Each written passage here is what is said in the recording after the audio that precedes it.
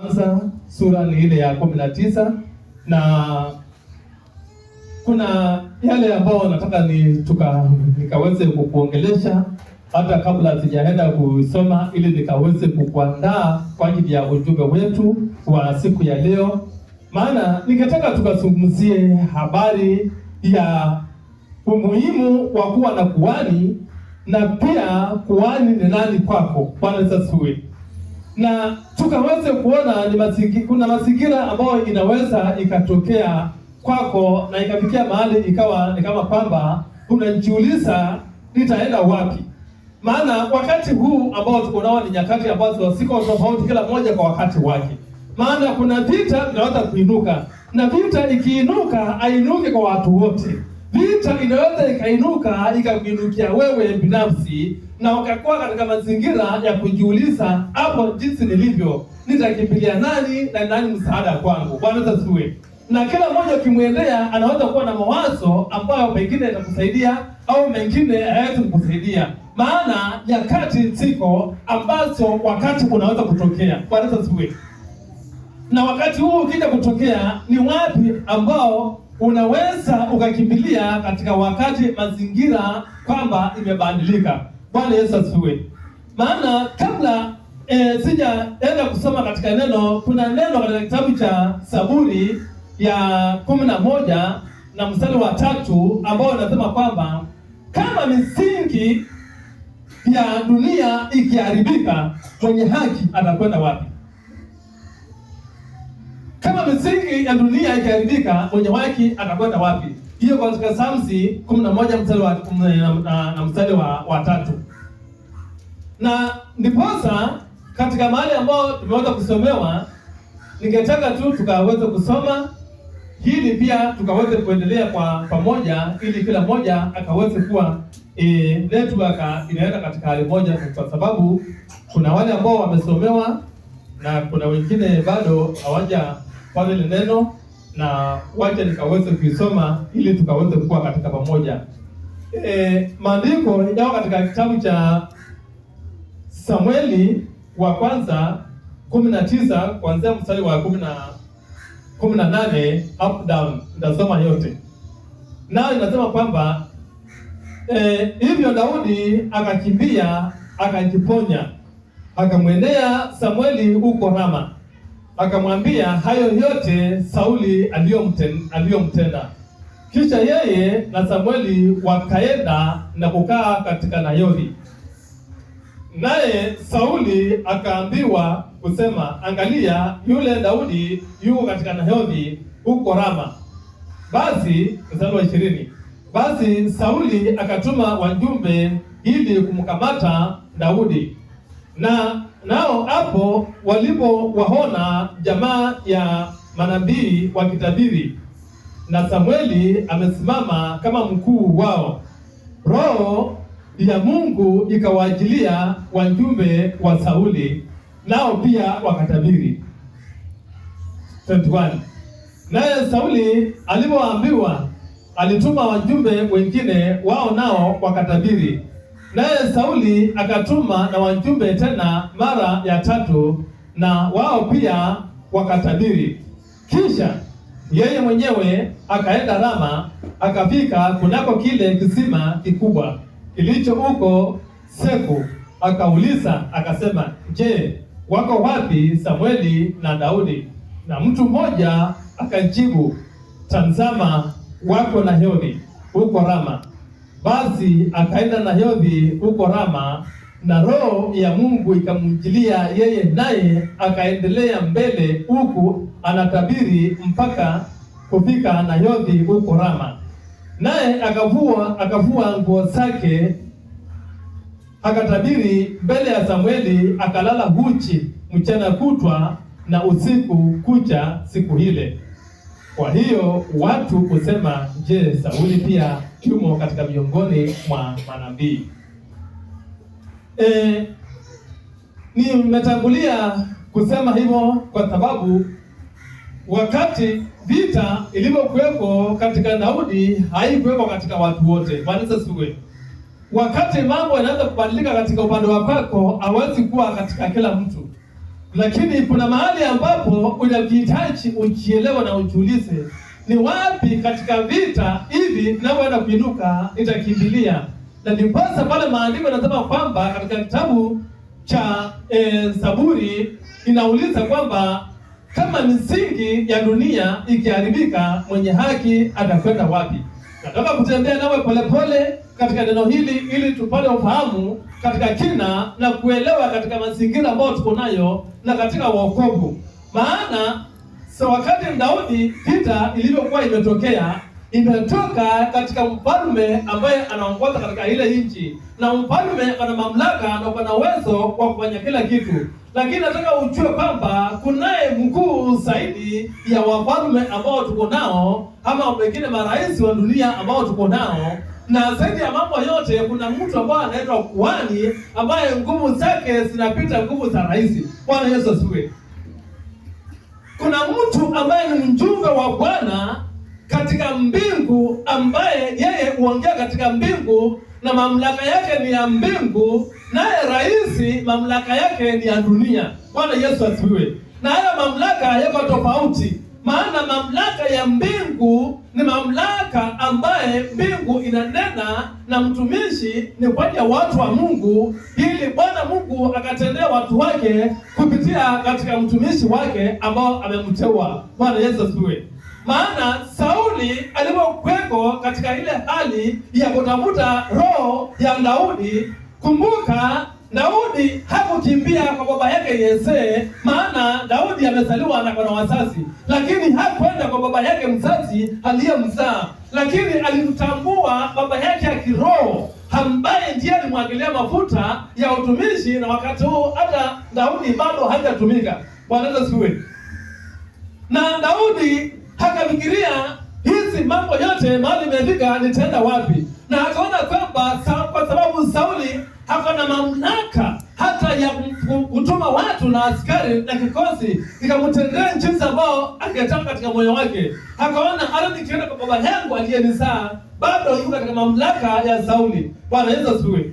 Na Daudi akaona kwamba mamlaka haya ambayo atakimbilia ni yale ambayo inatoka juu, na akakimbia katika baba yake ya kiroho, naye ni Samueli. Na akamwendea Samueli, na maandiko yanatuambia kwamba na Daudi akamwelezea Samueli yale yote ambayo imetendeka. Maana ukiangalia katika mstari wao wa 14 mwanzo inamwelezea kwamba na Daudi akamwendea Samueli na wakamwelezea yote ambayo ametendeka na yale ambao Sauli angekuwa anataka kumtendea. Basi moja kwa moja maandiko yanatuambia kwamba Samueli akamchukua Daudi na wakaenda Nayothi. Nayothi ni section ambayo ilikuwa ni ya maombi. Kama vile tukiingia katika sehemu ya Machakos kuna mahali ambao kunaitwa Katoroni, tukiingia katika sehemu ya Mombasa kuna sehemu inaitwa Ngulila, na kuna sehemu ambazo ni za maombi ambazo Pacific zimewekwa ni kwa ajili ya prayers. Bwana asifiwe. Hizo sio bustani za matani, ni bustani ambazo watu wakienda pale unajiunganisha na mbingu na umekuwa na kusudi ya kwenda mahali pale ili ukajinyima shughuli zako, na hata chakula pia umejiweka kando, unatembea na kitu kidogo tu cha kukushikilia tu ili ukaweze kuwa na hali ya kuongea na Mungu wako. Bwana Yesu asifiwe. Na hapo maandiko yanatuambia kwamba na Samueli akamchukua Daudi na wakaenda Nayothi. Na walipokuwa wameenda Nayothi, Sauli akatafuta watu wakamkamate. Bwana Yesu asifiwe. Kwa moja. Na walipotuma watu wakamchukue, maana tunaambia kile kikosi kikaenda kikakuta wana wa manabii wakitabiri, nao maana waliingia katika mahali ambapo kuna uwepo wa Mungu na mtumishi wa Mungu yuko ni kwa ajili ya kuhani wake. Pale walipokuweko roho wa Bwana kwa mahali pale, nao hawakutimiza kusudi ya kumshika mteule wa Bwana Daudi, bali na wao wakaanza kutabiri. Bwana Yesu asifiwe. Sababu angesema ibeni. Maana hili neno liko na nguvu kwa ajili ya siku yako ya kesho. Maana walipoenda kutafuta na kumkamata, hawakumshika Daudi, bali walitabiri.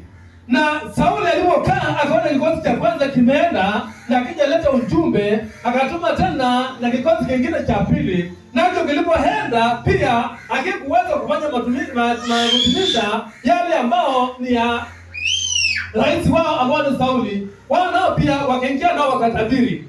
Haleluya. Bwana asifiwe. Natamani kwamba kuna mtu ambaye anaweza kuinuka ili ya kuingia katika vita, lakini hata kabla hajafika mahali pale, hakuwa katika sehemu ya maombi, naye Bwana anamfanya pia naye ingie maombi hata kusaidia kuomba. Bwana asifiwe. Maana wale waliokuja walienda nao wakatabiri. Sauli akaona kwamba hiyo haiwezekani, akatuma pia na kikosi kingine cha tatu, akaona kwamba hiyo ndio kile kikosi ambacho nakiamini, na kikienda kitanikamata kama mtu niletee mahali hapa ambao niko, ili nimtendee katika mamlaka yangu ya kuongoza katika dunia hii. Maana kuna mamlaka ya mbingu na kuna mamlaka ya duniani. Bwana Yesu asifiwe.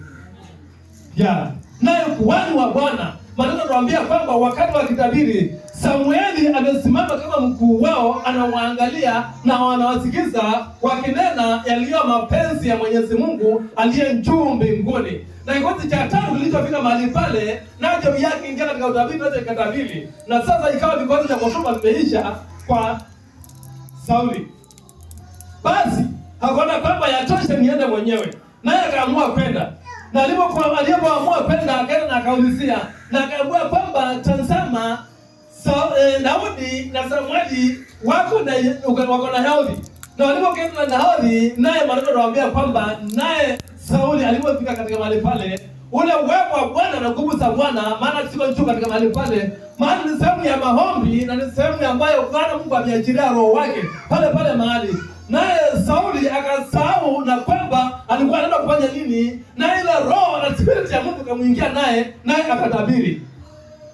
Na kwa sababu yeye alikuwa katika hali ya kinyume na mapenzi ya Bwana, ni kwa ile mtendo wa Bwana, maana anawaambia kwamba naye akavua nguo zote na kabaki uchi mchana mzima na usiku, akitabiri yale ambao hatujafunuliwa kwamba alikuwa anasema nini, lakini tunajua kwamba kuna nguvu za Mungu katika wateule wake na katika makuhani ambao Mungu amewapatia nafasi ni kwa ajili ya wateule wake. Haleluya. Yamkini tungefahamu vyema na kuombea watumishi ambao tuko nayo, maana wao katika nafasi yeye yatosha neno lake ni kwa ajili ya maisha yako. Bwana Yesu asifiwe. Yatosha neno lake ya kuhani ambao yuko mbele yako kutamka neno, na yale ambayo yanakusumbua unapona, maana yeye anaongea kwa mamlaka ya mbinguni. Bwana Yesu asifiwe. Na nataka niseme kwamba wakati huu wa Sauli pia tunaona katika maandiko, nikisoma na nikitafakari katika huu ujumbe, nikaona katika kitabu cha Waamuzi pale 17, nikaona wakati Mungu akitumia manabii ni kwa ajili na makuhani ni kwa ajili ya kuongea na watu. Kuna watu ambao roho ya kuabudu iko ndani yao, lakini hawajajua ni kitu gani ambacho wanastahili wakaabudu. Maana kuabudu kuko ndani ya mwanadamu, ili mwanadamu akamwabudu Mungu, na kichanganyikiwa anaabudu kile ambacho hakistahili. Bwana asifiwe. Na nikaona pale katika maandiko katika kitabu cha Waamuzi, nikaona mtu mmoja ambaye alikuwa anaitwa Mika, akiwa katika hali za zile, ikikuwa hakuwa na waamuzi, na mtu alikuwa anatenda vile ambavyo kwamba yeye anapenda. Akaona kijana mmoja ambaye ametoka katika nyumba ya Walawi, maana nyumba ya Walawi tokea mwanzo ni nyumba ya ukuhani, na Bwana Mungu ameitenga kwa ajili ya kazi ya ukuhani. Na kazi ya ukuhani ni kazi kubwa sana katika ulimwengu huu, maana hao huongea na mbingu. Bwana asifiwe. Natumaini mnanielewa. Hiko tofauti ya mshirika na mtumishi wa Mungu. Bwana asifiwe. Maana wewe muda mwingi wajichungulisha na mambo yako, lakini mtumishi yeye muda mwingi ujichungulisha na wale kondoo ambao anawaangalia, maana yeye ni mlishaji ambao analisha. Nikana kama kwamba ukiacha familia yako kule kwani nyumbani bara, na wewe kuna kundi lako la ng'ombe ama la mbuzi, unawaacha watu wake na dukani, wewe na kulima, huyu akipika, lakini wewe mahali ambao unaenda katika mbunga unaangalia wale mbuzi kusia kwa kitu cha kuashika na kuadhuru. Maana ni kundi ambao umeenda kuilisha, na wewe ni mchungaji unachunga kundi lako. Ndivyo ilivyo katika mchungaji ambaye anachunga kazi ya Mwenyezi Mungu na watu wa Mungu. Yeye hujishughulisha muda mwingi ni kwa ajili ya wale kondoo ambao wako chini ya mamlaka yake, maana wao umwendea wakati na wakati wanasiwe kwa ajili ya ile mahitaji ambao wako nayo. Kama saa hii nikiuliza mchungaji na pastor ambao tuko naye hapa, katika wiki hakosi simu za kama watu 3 ama 4 wakimwambia nikumbuka katika maombi. Bwana Yesu asifiwe. Hakosi kuwa na simu kama watu 4 ama 5 hata zaidi. Mtu anamwambia pastor, niombe niombee. Pastor, niko na hii na hii na hii na hii na hii na hii na hii. Na wakati wanapomwambia haya mambo yote, yale ambayo ni ya kwake anaweka kando ni kwa ajili ya hele yako. Na ndipo anasema kwamba yeye ni kuhani ambao hujichungulisha na wale kundi ambao Mungu amempatia. Nasi kama watu ambao tuko chini ya mchungaji ama chini ya malisho ya mtu aliyo mbele yetu kwa ajili ya mbingu, nasi kuna hele ambayo inatupasa tukaweza kuwa nayo. Bwana asifiwe. Na ukisoma katika hiyo Waamuzi 17 pale mwisho, unaona Mika alipomwona yule kijana alimchukua na akamuuliza maswali, na alipojua kana kwamba huyu ni familia ya makuhani wa Mwenyezi Mungu, akamwambia njoo kwangu ili ukaweze kuwa kama kuhani kwangu. Maana yeye alikuwa amechukua watoto wake kama kuhani ambao hawajateuliwa na Mungu ni kwa ile kazi. Haleluya. Maandiko yanaambia kama ukisoma hapo mwisho anakuambia kwamba mstari 13 anasema kwamba na yule Mika akasimama mahali na akasema kwamba sasa ninashukuru, na anasema kwenda nashukuru Mwenyezi Mungu, maana sasa mambo yangu yatakuwa tofauti, maana nimekuwa na kuhani ndani ya nyumba yangu ambaye ataongea na Mungu na dhabihu zangu na kupatia ndolea dhabihu ni kwa ajili ya mbingu. Bwana asifiwe. Maana wakati ule haukuwa unaruhusiwa kutoa dhabihu zako mwenyewe, ila kuhani umpelekee, mwambie hii ndio sadaka nimeleta, na ile sadaka anaichukua kwa ajili ya upatanisho kabla ya mambo na Yesu kuingia, ili mambo mengine yakapungua. Na kwa ajili ya hiyo sasa naongea habari ya kuhani, maana hata sasa kuna kuhani ambaye yuko na mamlaka, ili nasi tukakae katika uwepo wake, tukakae katika chini yake, na akatuongoze katika njia ambayo inastahili. Bwana asifiwe. Haleluya. Nilikuwa naenda kumalizia katika hiyo ya mambo na ukuhani. Kuna kazi ambayo yuko. Nataka niseme kwamba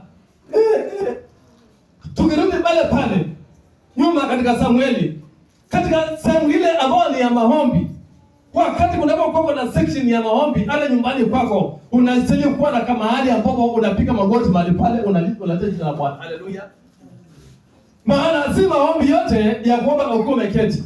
Maana wakati mwingine uko umekaa bado hujajiunganisha na mbingu. Lakini wakati katika nyumbani kwako umechukua nafasi na umeenda pale kando na umepiga magoti, hapo inamaanisha kwamba mambo yote ambayo uko nayo umeweka kando, ili moyo wako uende katika Mungu na uongee na Mungu katika njia ya kumwabudu, katika njia ya kumwekea mahitaji ambayo uko nayo, na katika hali ya kumwambia kwamba Mungu nipiganie. Na wakati ule kwa katika ile maombi ambayo ukiomba, hakuna kitu ambacho kinaweza kusongea na wewe. Maana kuna connection ambayo inatembea. Maana roho yako inaenda mbele za Mwenyezi Mungu, naye Mungu yuko wazi ili akusikize. Bwana asifiwe.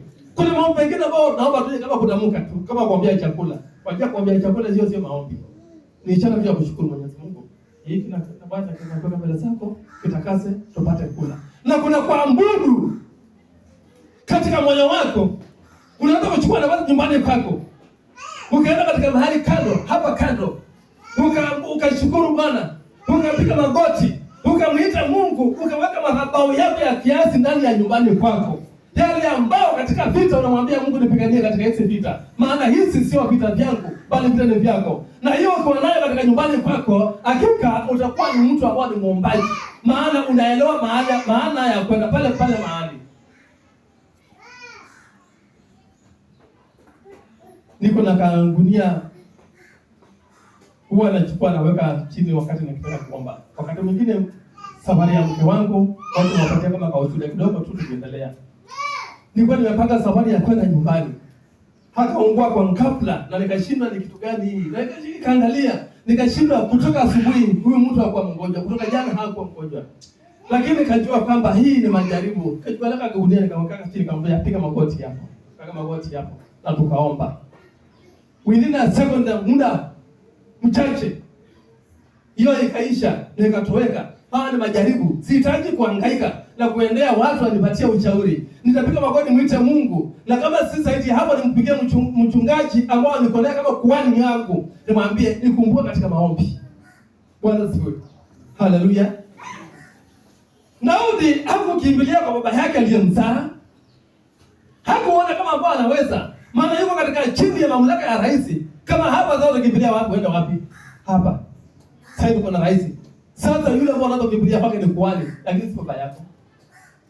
Maana kuhani wako anasema Bwana Mungu, huyo amekimbilia kwako maana amekuja kwangu. Nami nakuombea amani yake ili Mungu ukamlinde.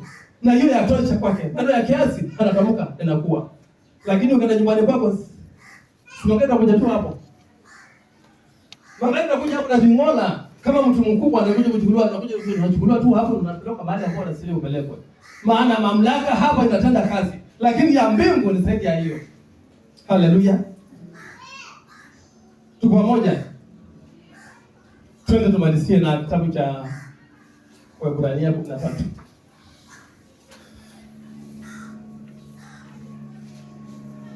Waebrania 13 kutoka mstari wa 7 na 17.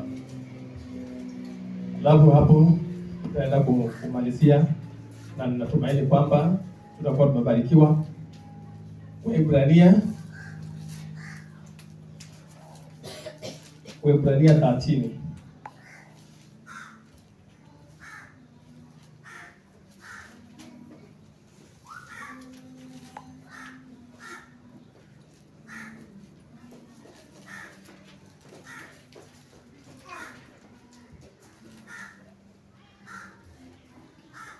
Kama naenda kumalizia, nataka tusome Waebrania 13:7 alafu na Waebrania 13:17. Yasema kwamba wakumbukeni wale waliokuwa wakiwaongoza, waliowaambia neno la Mungu, tena kwa kuchunguza sana mwisho wa mwenendo wao, igeni imani yao. Na mstari wa 17 anasema kwamba watiini wenye kuwaongoza na kunyenyekea, maana wao wanakesha kwa ajili ya roho zenu, kama watu watakaotoa hesabu, ili kwamba wafanye hivyo kwa furaha, wala si kwa kuungua, maana isingewafaa ninyi. Haleluya. Hapa kama jinsi Daudi alivyokimbilia Samueli ambaye alimwekelea mafuta ili aje kwa mfalme, na akamwendea na akamwelezea yale yote ambayo imetendeka, naye akiwa katika chini ya mtumishi wa Mungu na kumtii. Hivyo ndivyo nao maandiko tuambia kwamba nasi pia tuwatii wanaotuongoza na kunyenyekea na kuiga mwenendo na imani iliyo ndani yao. Maana kama imani yao iko mbele ya kwako, nao waige pia, utakuwa katika hali tofauti. Maana unataka kutembea katika sawasawa na mtumishi wako ambaye yeye huwa katika hali ile ya kumtumikia Mwenyezi Mungu. Bwana asifiwe. Maana wakati unapotii, ukiambiwa usiingie katika njia ambayo haistahili, unatii. Nao neema Bwana anatuambia kwamba nao kutii ni bora zaidi hata kuliko dhabihu. Haleluya.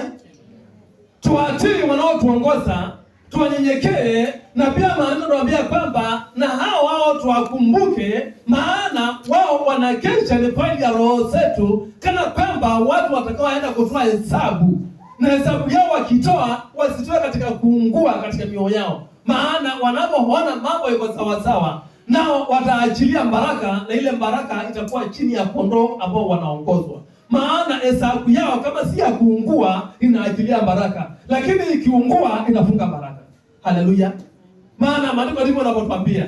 Inatuambia kwamba watiini wenye kuongoza na kunyenyekea, maana wao wanakesha kwa ajili ya roho zenu, kama watu watakaotoa hesabu, ili kwamba wafanye hivyo katika furaha, wala si kwa kuungua. Haleluya. Tunajiunganisha na mtumishi, tunajiunganisha na madhabahu.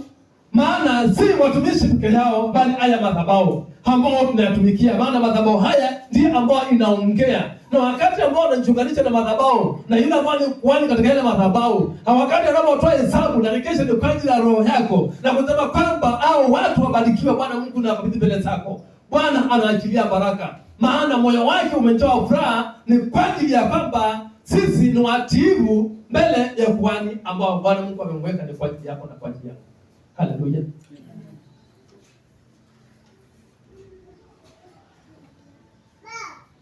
Na wakati nilikuwa katika hiyo hali ya kwenda kumalizia, maana natumaini kwamba leo tumeipata, tumeisikia, nikana kwamba nataka niseme kwamba katika hali yoyote ile na mazingira yote yale, tafuta mahali ambao unakimbilia nao kwa Mwenyezi Mungu. Hata ukihitaji ushauri, taka ushauri kwa mtu ambaye ameokoka.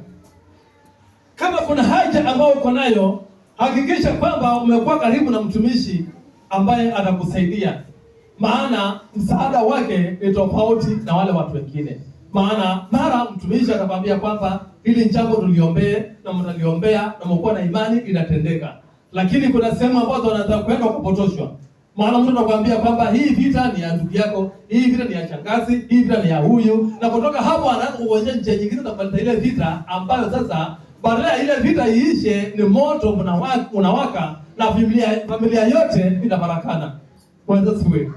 Na maandiko tunaambia kwamba watu ambao wanawapita sana, tukitafuta unawapata, unaanza kuangalia nyumbani kwako. Haleluya. Maana saa hizo nikaamka nikamwambia Mtakema anapika vita.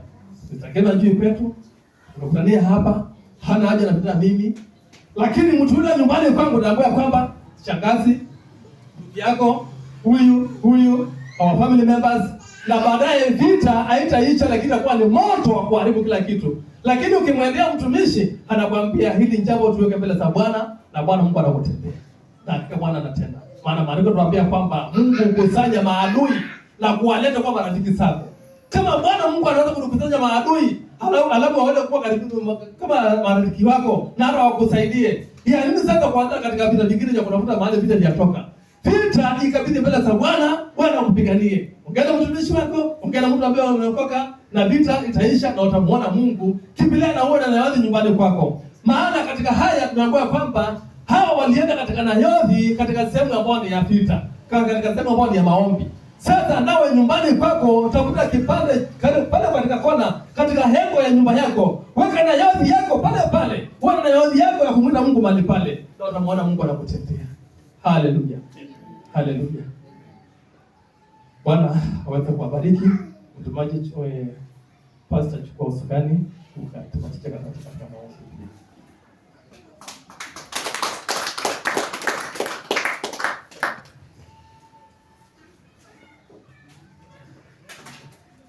Bwana asifiwe. Tunashukuru kwa ajili ya neno na kubariki. Tunaendelea vizuri, tunashukuru Mungu. Leo tuko na pastor asikii vizuri, yuko hospitali na Mungu anaendelea kumtendea. Tukumbuke tu kwa maombi. Pia mimi nimekuwa sisikii vizuri, nashukuru Mungu nimefika ibada.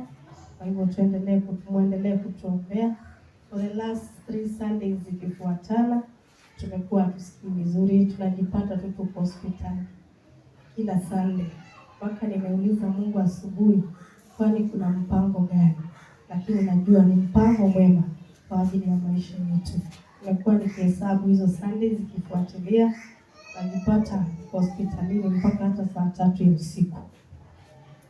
Asubuhi nimerauka pale.